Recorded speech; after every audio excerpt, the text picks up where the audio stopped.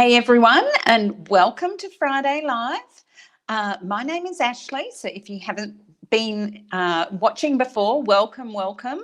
And I'm super excited to be here once again on Friday to give you a little bit of arty inspiration for the weekend. So at the moment, we are doing an upcycling challenge in the Powertex Australia Creative Hub on Facebook. So we're focusing on a few things that you can actually upcycle and repurpose as artwork. So it's been a bit of fun having a look at a few different things that we can do, and today we're going to have a lot of fun with some quirky little paintbrush figures. So I've had a ball preparing for today, and I hope you enjoy what we're going to do. So be sure to stay tuned because I'm going to show you how I got started, and then I'm going to do a bit of a reveal of my little blue genie, which is about halfway finished, but it also shows you how you can actually create the form as well. So we're going to have some playful fun today. I hope you really enjoy it. Please drop me a comment and let me know that you are here and you are watching, and ensure that you ask any questions along the way that you may have. Remember that no question is silly, and we're just going to all have a bit of fun today, and hopefully you'll go away inspired to find a few paintbrushes to have a play with this weekend. So let's take a look. We'll go down to the art table and have a look at what I've got here. So I've actually got a couple of old paintbrushes, and Murphy's Law, isn't it? When you want a really old paintbrush which is really hardened and ruined, you can't find one. But anyway, I've got this paintbrush here. I've also got a little plaster head. Now, using moulds is quite good for doing this sort of thing, but of course you can also sculpt your own little face as well. So this one is done more on a like kitchen scrubbing brush, and you can see that I've already attached the mould here. So what I'm going to show you is I'm going to show you how you can attach the mould, and of course with this one we've used the bronze Powertex, and that comes out brown, but when you actually do your embellishing with your beautiful metallic pigments and power colours which are matte, the form comes out really lovely. And the reason it's called bronze is because you can get the most beautiful realistic bronze effect. So I'll show you that. But as well as that, I'm going to have a chat through some different fibres and fabrics and things that you can combine. And the wonderful thing with the Powertex, of course, is that it is actually a hardener. It is also a glue, and it is also a paint. So it's a really versatile medium. You can do so much with it, and because it is going to adhere to basically anything except for plastic, then you are going to be able to do so much with it. So the sky's the limit, and you can play to your heart's content, and the possibilities are just endless. So find an old paintbrush and then pull out your Powertex, and we're going to play with the possibilities. I know some of you like to play along while I'm actually doing the live as well. But as I say, the Powertex is also such a versatile 3-in-1 medium. So let's take a look at what we need to do. So with this particular one, I could actually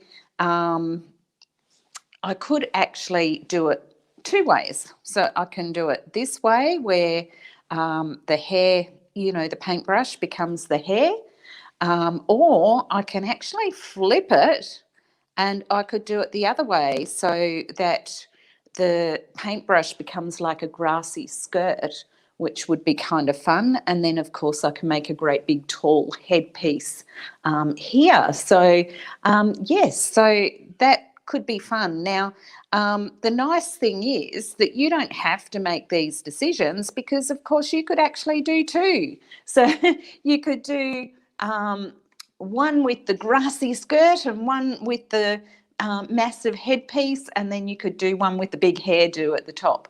So yeah, let's go. Let's get started. All right, so you can see with this one that it's been taped on just with some masking tape. I would like to do a bit more form in around the back here. So at the moment the head is looking a little bit disjointed, and so it would be good to fill it in, but I thought I'd show you how to do that.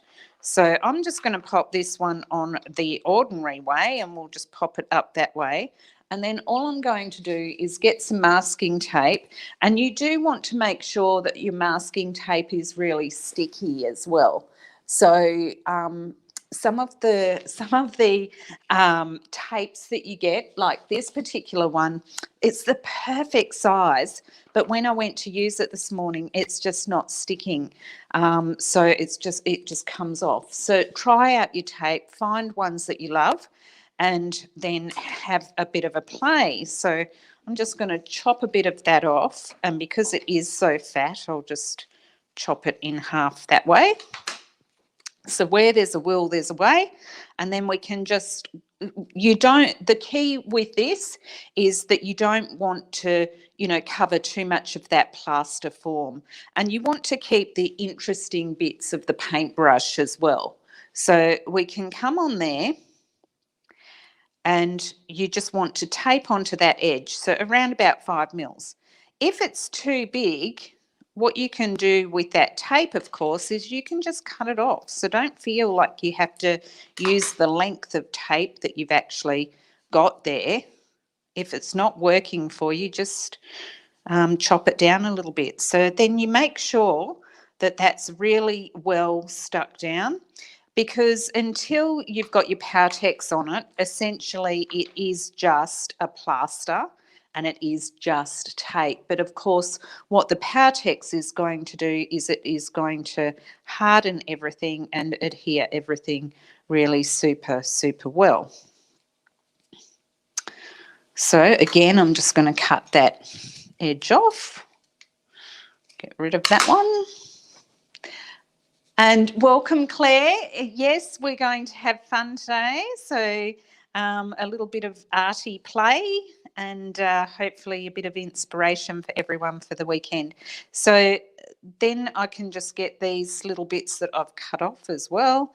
And up here, it doesn't matter so much because I'll probably end up doing something up here anyway, but I might want that lovely rusty texture of the paintbrush that I've just pushed the masking tape onto.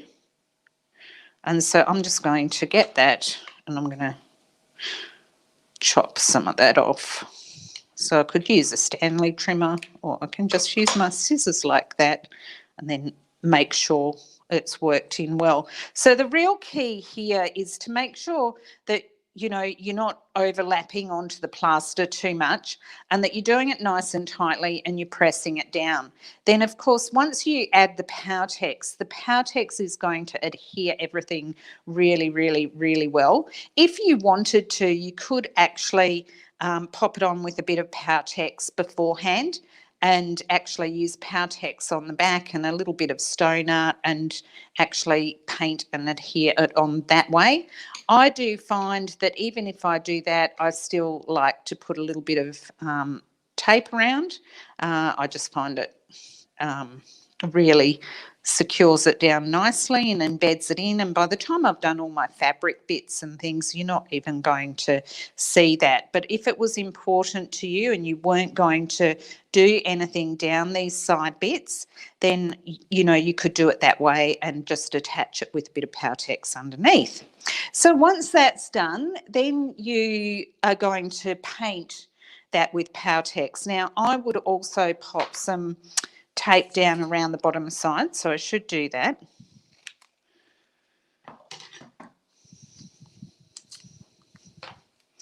And again, just getting into some of those areas.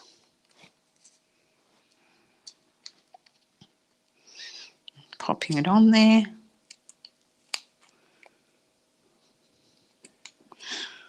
and into there.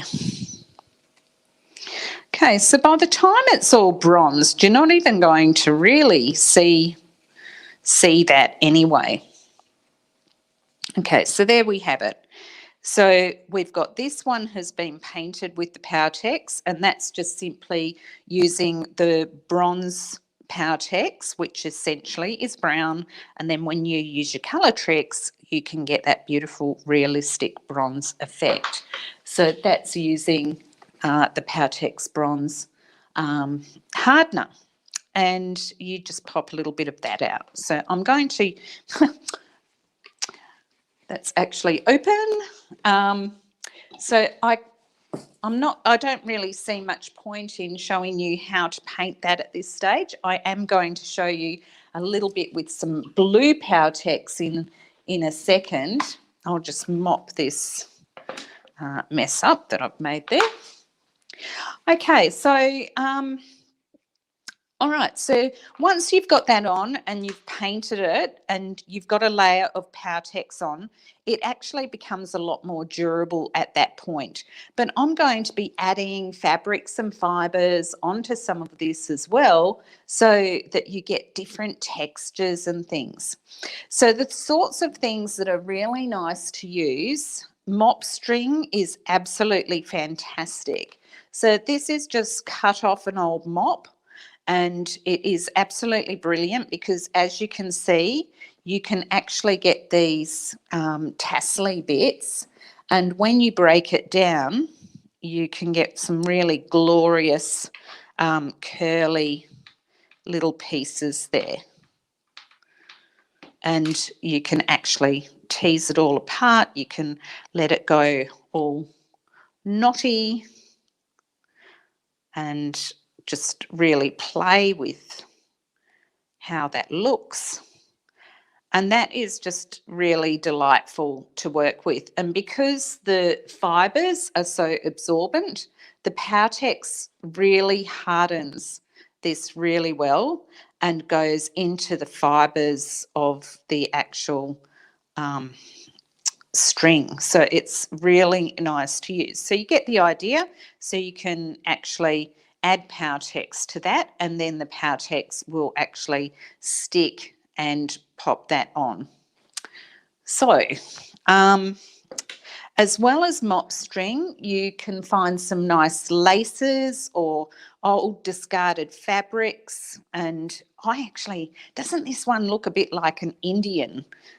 So you imagine with, you know, that sort of long layer coming down onto the piece, and again you would just coat that with Powertex. Now what I did think is next week I might show you actually using Powertex with some of these fibres and building this up so that you can see that, but I've got to show you my blue genie this week because he's super cool. So there's loads of possibilities of what you can do with fibres and fabrics, and of course you might want something more decorative where, you know, if you put it on there you might use Powertex transparent, which is then going to keep the colour, and that gives that really Indian look that I was saying before. So it depends on what you're going for in terms of how you want your piece to be. You might want to punk it up with a bit of cogs and rust and steampunk, which would be a lot of fun as well. All right, so I'll just quickly show you. So the first step is to pop your plaster on or mould a little face with stone art. And then the second step is to paint it with your Powertex so that it all hardens and adheres really well. And then I'm going to add a little bit of foil in here so that you can see how I might build up that back form. So what I'm talking about doing is essentially just filling in the back of the head there that you might actually end up seeing. So I can just get a piece of foil and I can just mould it in place on the back of that form until I'm happy with the fact that, you know, it looks like it's part of the head. So it just takes a little bit of fiddling to get that right. And if I don't want it to come down there over that wire, then I just make sure that I just take it up a little bit further. So Mariana's just having trouble playing the video. So yeah, just maybe private message me, Mariana, and let me know what the problem is or was, and we can hopefully get you sorted out. If you can't watch today, then you can always watch the replay. Okay, so I would just pop that in there. I'd make it as smooth as I can and as nice as I can, and then I would actually tape that piece on and Powertex it as well. And then I've got a form which doesn't look like the back of the head is missing, and it just means that I've got a bit more to build the Powertex layers of fabric onto. Now, of course, if I wanted to, I could give her a different look. So I could use, you know, paper for flowers and add those onto the piece. And so again, paper with the Powertex is absolutely brilliant. And you just use a paintbrush and paint it onto there, and the Powertex will actually harden the paper, which is incredible. So I'd probably pre-paint those. I'd work out exactly where I'm going to put it, and then you can just get those stems and you can just tape them in place where you want them to be, and then, like I say, pop some fabric or something over. So here's a couple of other examples of some flowers. So there's a few different paper flowers here, and again, you would just paint them the same way and add them onto your piece wherever you want to do that. So super, super, super simple. So have a look at what's in your stash. Have a look at what you've got. Have a look at what's lying around. You'll be amazed. Old buttons, old fabrics, old fibres, really, really interesting textures and things that when you add Powertex and then add it onto your piece, it's just going to go nuts. So once you've got your head form, you might want to do something with the body. So instead of it just being a focus and about the headpiece, you might go, oh, maybe I need to do something more. So this is where my blue genie comes in, and I so want to show you this, and I'm going to talk to you and show you a little bit of Powertex and how I actually get the form smooth as well.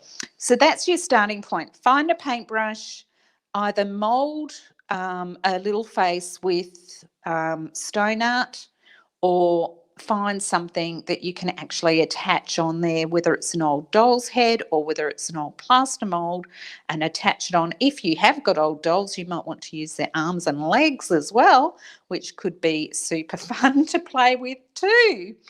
So then you attach it, paint it with Powertex, make sure you've got your form right, and then from there you can add your further layers with your other textures and fibres. We did have a question last week about feathers, and obviously something like this might be quite nice to put a series of feathers on.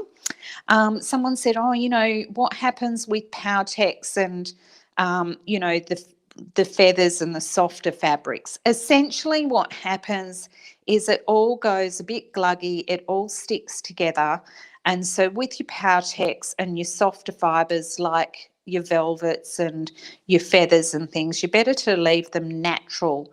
But you could still embed that into a bit of stone art clay, and have a soft element against a hardened element. Obviously, the only time it would become an issue would be if you want to pop the video, sorry, not the video, if you want to pop the artwork outside. So sorry, I'm just getting a little bit distracted. Mariana's just still having trouble viewing the video, so hopefully it's recording okay. So if you are having issues, just let me know, and then I can problem solve and maybe run the live again if it hasn't worked properly for you guys. So feathers. it's basic. The Powertex is going to ruin that soft look. And there's ways of making faux feathers, which are really, really lovely and fun to do, but that's for another day. Okay, so once you've got your piece and you go, okay, I want to actually create form, I want to do something more with my piece, then you can start to play with the form.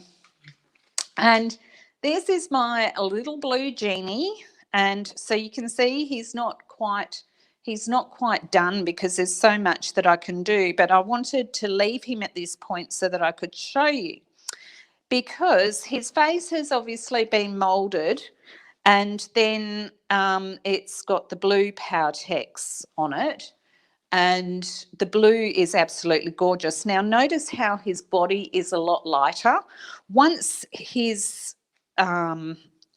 body has dried, I could actually paint more layers of the blue Powertex onto here, but I'll explain why that's lightened up in just a moment. But let's talk about this. So essentially, he started off as a paintbrush in the same way as this one did. And then instead of using a plaster mould, I've simply moulded his face. Now, this face was actually, oh, thanks, Michelle, for letting me know. Michelle's not having any problems with the video. So, Mariana, it may be your internet connection where you are. That might be why you're having issues. So thanks for letting me know that, Michelle. All right, so here we have it. You can see it's no longer just a brush with a handle. I've played with the form, and there are so many possibilities that you can do here. So just in terms of the form, there is just so much. So this one is just done with some alfoil and masking tape, and then I have coated him. So you can see on him that he is quite smooth, considering he's just alfoil and masking tape. But if we turn him over, I've left a little bit here so that you can actually see how it looks under that coating. So see how that surface is really quite rough. So the smoother that you get your form, the nicer your finished piece is actually going to be. But this was a lot of fun to play with. So once you've got your brush idea and you go, oh, what else can I do? Start having a play with, like I say, the grass skirts, or create form, because of course the other thing I could do would be I could add it to a bottle, I could add it to a styrofoam base, and I can also do what I've done here, which is use the alfoil and masking tape. So I'll quickly talk you through how I've done this coating, because I think the coating is gold. So once you've created your form, whatever you do for mixed media, you can then use on your artwork. So if it's a sculpture, you can play with mixed media surfaces on your sculptural form. So that's where the possibilities start for me to become really, really exciting. So I don't necessarily want to drape fabric from him, but wouldn't he look fabulous with some fabric draping too? So I might have to make a second one, because when you've got possibilities of things that you want to try, you don't want to try and do everything on the one piece. So one of the things I was going for with this one is I want to keep it kind of super simple. I want him to be really kind of abstract and a bit quirky. So I'm going to put long earrings on him with some buttons or something, and the form is quite important for me, that it's quite smooth so that I can work with my texture on top of him. So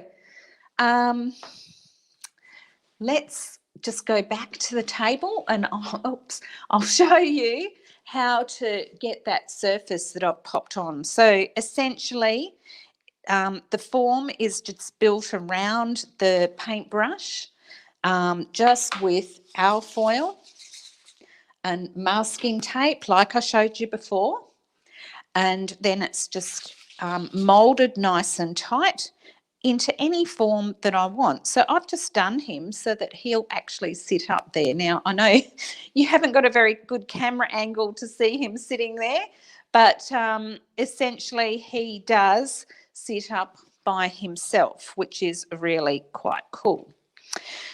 Now, as I say, you don't want to leave the masking tape surface because it's just not that strong. So you want to create some integrity on your piece so that it's no longer like masking tape and it hardens with the Powertex and it becomes really quite strong. So what I've used on here is a combination of Easy 3D Flex and sand, so that it dries quite quickly and it's not too sticky. So I'll show you how I've done that, and I'll finish the back of him here. And this is just a brilliant way to actually finish anything that you've formed into a piece. So whether you're working in an abstract form or however you're working, you know, then that is just you know, how we can go, how we can roll. All right, let's lie him down there. And this is where I know everyone's been waiting for a little bit of a demo, and this is where we can actually get some things happening. So this is the blue Powertex that I'm using. The great thing with the Powertex is that it does come in a range of colours, and you know, so there's so many possibilities in terms of painting with it too, because the Powertex intermixes. Now, it does dry a lot darker than the colour in the bottle. So as you can see, he's got quite a dark face. But I also had done his face with the Powertex bronze before I put the blue on him, but he's still got the bluey tinge coming through, which is nice. But it does dry quite dark, and if I open the bottle, there's probably, see that you can see that it is going to dry darker. So I've put some Powertex blue out into a cup, and I've got my groovy glove over the top of it here as well, so that it keeps it nice and ready to use. And then I can just pop a little bit of that out there. I've also then got some 3D Flex. The Easy 3D Flex is a fantastic air dry clay medium. It is really beautiful to work with, and so I'm going to take that and I'm going to add a bit of sand to this. So what adding the sand does is it stops it getting the amazing cracked surfaces that you get when you generally work with the 3D Flex and spray it with blisters or water. You get these amazing cracks, but sometimes you don't want it to crack, and so the trick is to put a little bit of sand in. So again, I've already opened my 3D Flex, and I've got a little bit of a scoop happening here because I'm not going to need too much. The other thing that I am going to be using is the 3D sand, and now this is actually a really lovely product to use. It's very refined, so it's not like real sand. You'll see when I put it out, it's really, really a refined medium that just works beautifully with the Powertex to give you a little bit of a gritty texture. And whether you're doing sculpture or mixed media, it is just brilliant. So we can work that 3D Flex into there. So I've popped quite a bit of 3D Flex on there, so it was almost the same quantity of 3D Flex as I had Powertex. And I believe Mariana's still having a problem with the video, so hopefully you guys are all able to view it and see what's going on. So there we go. So you can see it's kind of a creamy mixture. So it's not too, it hasn't got so much 3D Flex in. I usually slip when I'm putting things in and go, oops, that was a bit much, it's a bit dry. And then I've just put some sand into that as well. And then I end up with this lovely sticky mixture. So if it's too runny, you will find it quite sticky to work with. And that's where you can either put a little bit more 3D flex in, or a little bit more sand in, or a little bit of both. And this is just where it comes down to how much you like to add into the mix. And you can see how marvellous that would actually be to play with on your canvases with your mixed media work. So you can work with different colours, you can add acrylic paints into this. So any water-based medium you can actually add into the Powertex, as well as pigments. So whether it's metallic or whether it is matte pigments that you want to use. Then we're just going to get that and we're going to pop that onto that surface there. And then I'm going to use my best tool, most expensive one in the house. Hang on, let me, here's my finger. So I'm just dampening my finger off so it doesn't stick. Here's a little bit of water to just smooch that around. You don't want to use too much water or you're really diluting your product, but it does help to just smooth it around because at this point it is a little bit sticky. So see what I mean? Like if you want it to just smooth down and go into those areas around it, sometimes it's just easier to dampen your finger off and get that nice and smooth. Okay, and we can go a bit more on here.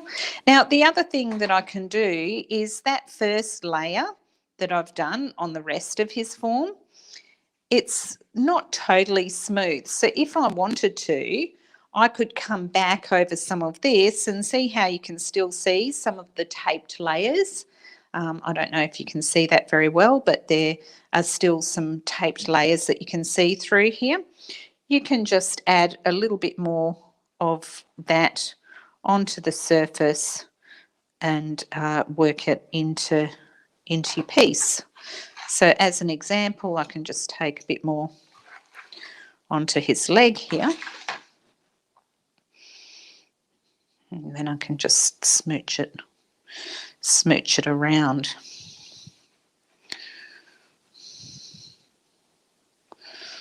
Okay, and I can just work that until I'm happy with that. And the great thing with this surface, I'll just make sure I've got nice edges on this bit that I've just added on so that it just flows into the rest of the piece.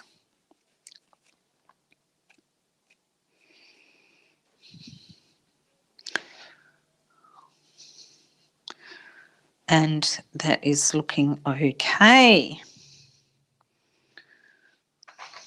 And I'll use up the rest of the mix before it dries because this is not a mix that you can keep.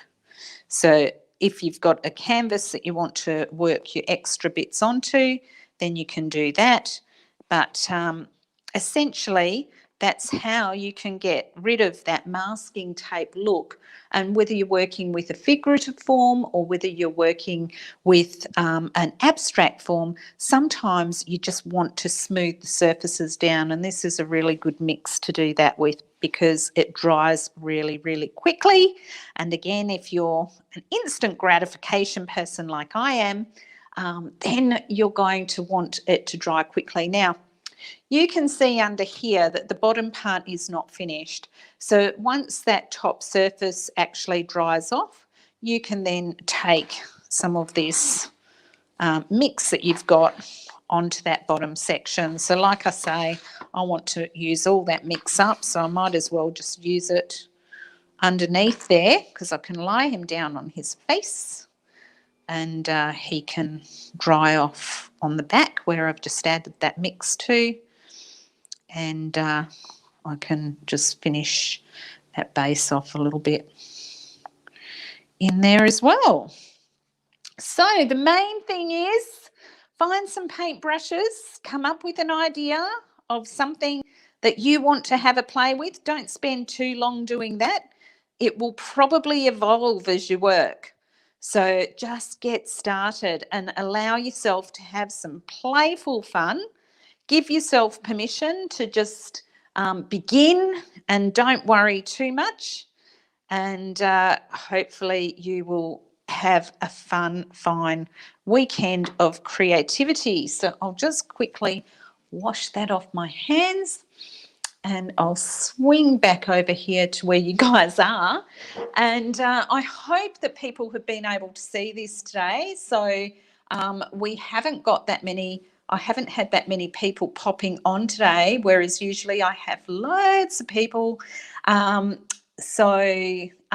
look, Mariana's able to view it on YouTube. So that's great. Glad that you've solved that. And so it's just a problem on Facebook, but a few other people are saying they're fine. So thank goodness. And I hope you join me for a bit of paintbrush fun this week. And don't forget to post in the Powertex Australia Creative Hub all your upcycled creations. So if you haven't joined us yet, we are doing a challenge until the end of July, and just tag your work with Powertex and Upcycling Challenge and also Rust Effects, because the person with the most likes and comments and shares at the end of July will actually be winning a little prize of my new Rust Effects online video. So that's a little bit exciting. I'll be super excited to give that away, and I'm just so enjoying seeing everyone's pieces come through the group. Everyone's participating, and it is just fantastic to see all the varied, wonderful works that people are doing. So keep up the great work, and hopefully we'll see some paintbrushes coming through this week. So go and have a look in your shed. Go and raid your husband's shed if you don't do the painting, and have a play with some paintbrushes this weekend and see what you can come up with in terms of ideas. And I really look forward to seeing those. So, of course, if you do need more information about Powertex, there's heaps and heaps and heaps of information on the website, so you can go there and access any information that you like. So there's a lot of links in the description as well. And if you have any questions, please don't hesitate to private message me. I'm always happy to help. And I love Powertex. And so Friday Live is just about sharing the love of Powertex and getting you guys creating for the weekend. Okay, so have a super fun weekend, everyone. And I look forward to seeing your creations. And Mary's just saying it's lovely to see the live demos. Thank you. That surface that I've showed you today, that is gold. It is brilliant for creating texture in your mixed media in your mixed media artworks. So have a great weekend, everyone. And until next week I might show you the paintbrush, but adding fabric layers to it. So I think that would definitely be worthwhile. If there's something that you would particularly like me to cover, then just drop me a line and let me know, because I'd love to hear from you. And as I say, always happy to help where I can. So that's the whole plan. All right, everyone. Ciao for now. Bye.